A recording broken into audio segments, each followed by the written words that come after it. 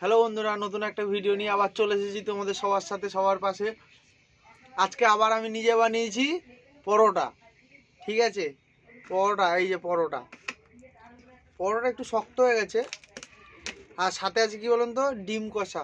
এটা মা বানিয়েছে, এটা আমি বানাইনি বাবা, এত ক্ষমতা নেই আমার।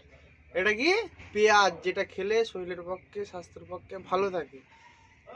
এই দেখুন পরোটা, সাথে পেঁয়াজ, এত সুন্দর খেতে না। এই খাবারটা খালি বাঙালিরাই জানে। আর তোমরা ভিডিও দেখে চলে যাও, একটু ভিডিওটা লাইক করো না, সাবস্ক্রাইব করো না, কিচ্ছু করো না। আমাকে তোলো, ফেমাস করো, তাহলে হবে কি করে। দেখুন আমার বউয়ের কিন্তু জিভ দিয়ে জল বেরিয়ে যাচ্ছে, খাচ্ছি, বুঝেছেন।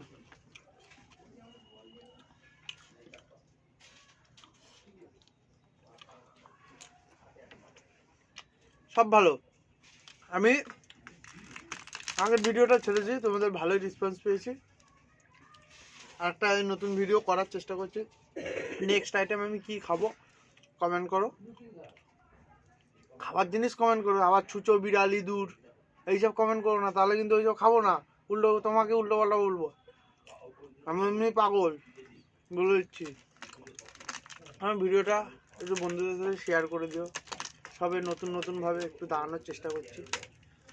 কি বলুন তো, এখন ফুড ব্লগিং করতে যেতে পারছি না। ওখানে গেলেই তো লোকে বলবে যদি তোমার সাবস্ক্রাইবার কত। আমি যদি বলি আমার সাবস্ক্রাইবার 450, জুতো নিয়ে ছুটবে, বলবে তোর রাস্তা তুই উল্টো আমাদের টাকা দে ভিডিও করার জন্য। এই জন্য বলছি সবাইকে, কি টেস্টি খেতে, মনে হচ্ছে তোমাদের জিভ দিয়ে জল পড়ছে না। জল পড়বে। যদি ফেসবুকে দেখে থাকো, ভিডিওটা লাইক করো, কমেন্ট করো, ফলো করো।